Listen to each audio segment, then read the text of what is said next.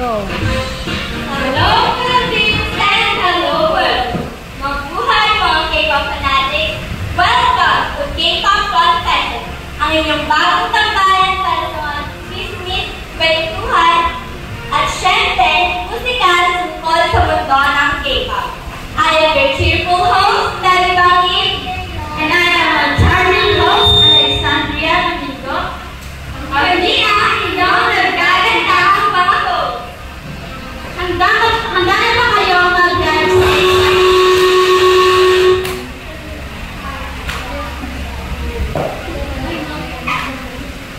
ba kayo mag-drive sa exciting na mundo ng Korean pop culture? Super! Sa ating unang episode, sisilipin natin ang mundo ng K-pop, mga bagong kanta, at siyempre, sasasayo ng ilang mga katanungan. Ano nga ba ang K-pop? Simple lang, Korean pop, nabuno na kanina Kaya na lang. Ang K-pop o Korean pop ay isang kategorya ng musika na binubuo ng electropop, hip-hop, rock at R&B na nagsimula sa Timog Korea. Ang ilan sa mga ito ay ang BTS, Blackpink na naging popular sa kabataan sa buong mundo, lalo na nung kasagsagan ng pandemic. Kaya naman, tinatawagan ko ang ating mga guests.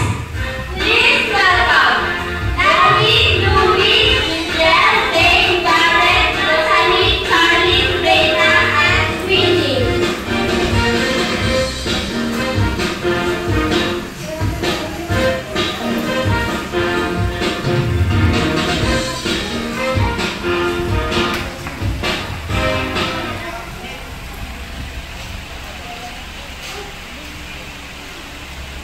Ang gaganda at magwapa na ng mga yan.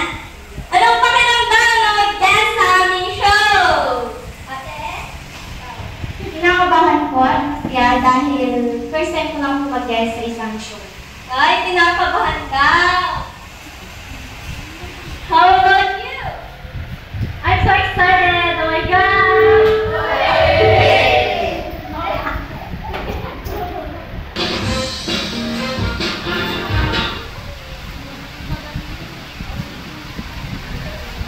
Okay, sinong fan ng K-pop sa inyo? Ay, may dalawang hindi nagtaas ng kamay. Bakit yan dito, ate? Wala sa naman sa mga kaibigan ko. Hey! How about you po, kuya? Wala lang po, sinamahan ko lang po yung girlfriend ko.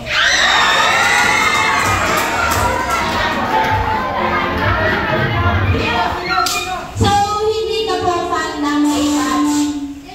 May tanong po ako. Sino sa tingin mo ang pinakasikat na K-pop artist ngayon? Sa tingin ko po yung pinakasikat na K-pop artist yun ay ang Lesero Kid po. Okay. Ala, hindi ko alam ko. Hindi na alam. Call a friend. Call a friend. Call a friend.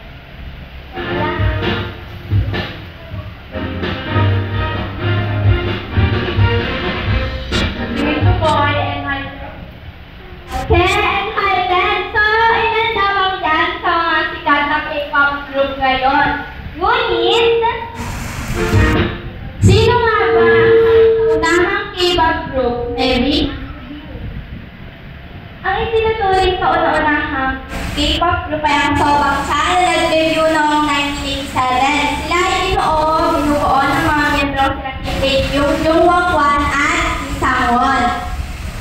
So, eto na nga. Paano ba nagsimula ang K-pop? Anyone? Oh yes, Miss Queenie? Sa tingin ko ay nagsimula ang K-pop sa mga gitan ng boys group ng Society at Toys. Nasipikat hanggang nagsimula ang tinatawag na idol system. Hanggang maraming nalalaking entertainment agencies at ito din sila ng training. Tama ba, Miss Mary? Yes, tama.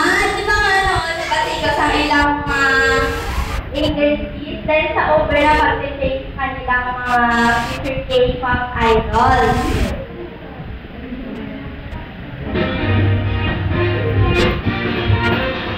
So, bago tayo mag-proceed sa next segment ng ating show, panoorin po natin ang TikToker na si Miss Charlie Tambao and Friends and Kang Friend ay ang ilang kasama.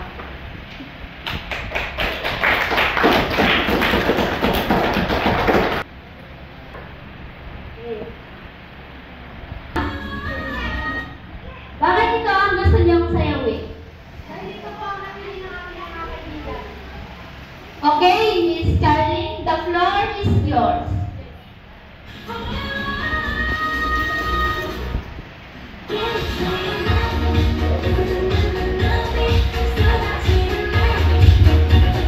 Palakpak naman dyan!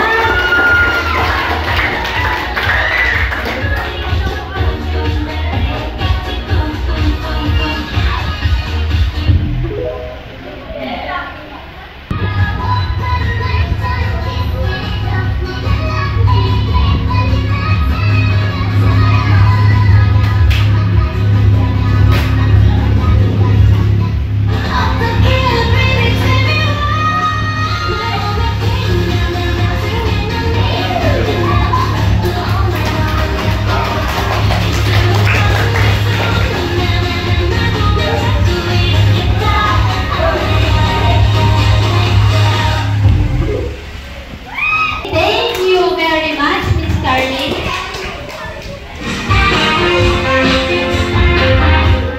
So, may handa kami ilang mga katanungan dito na siguradong masasagot ng ating mga guests.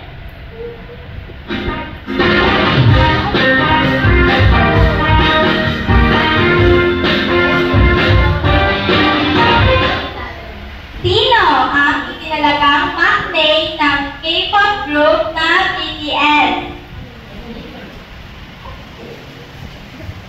Grupong madulawin sa Aston, Halibash, and Verbica!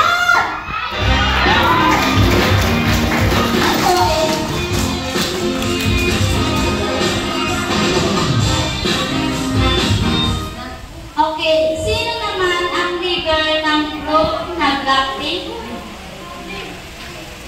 Okay, yes, Miss Rosalie. Ito po ay Jisoo po.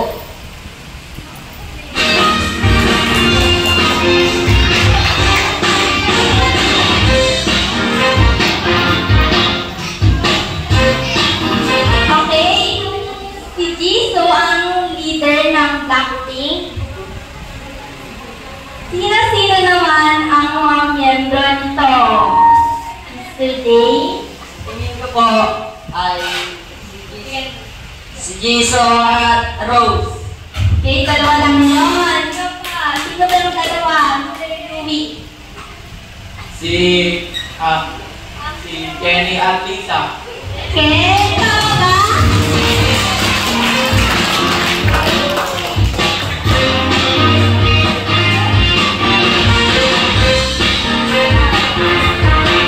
So, ako na noon, naging fan ako ng K-pop ever since pandemic. Di ba, boring ako kaya scroll lang sa TikTok. Naging fan ako ng BTS at sa mga edits na nakita ko sa TikTok. So, wala lang. Share ko lang. So, nakilala sila, Miss Becky. Pero sa paanong paraan at sa anong araw? Sa pamigita na ng TikTok, nung pandemic, boring ako doon. Scroll lang ako sa TikTok. Tapos, dahil nagpapakita sa FYP yung kanyang mga edits. Then, nag-decide ako na i-start. Lang.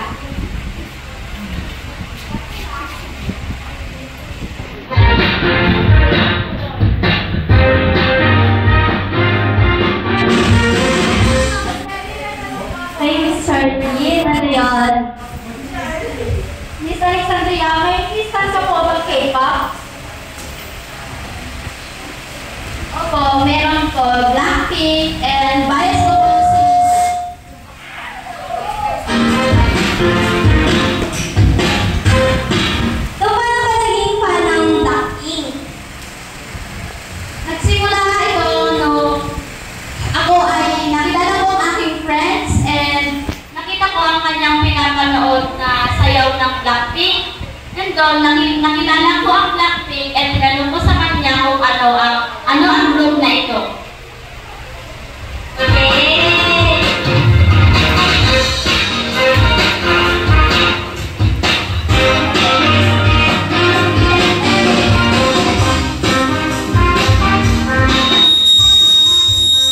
So, hindi naman ang gustong mag-share ang kanilang kwento kung paano sila nilikan.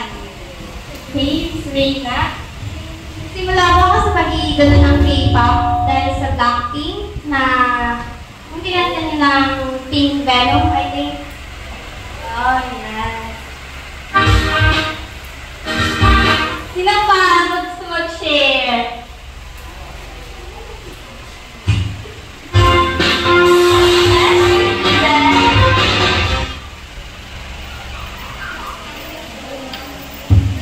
Share ka mo?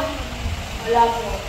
Pero may tanong ako kami sa ano po ang masasabi mo ng mga K-pop controversies lately? Sabi ko lang naman, huwag tayong padalos-dalos na mga judge o mga cut. Hindi alam yung buong story ng issues, mga K-pop. Yun lamang. Thank you!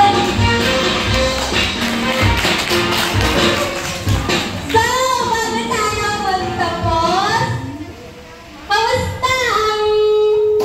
anong sabi na sa experience na to?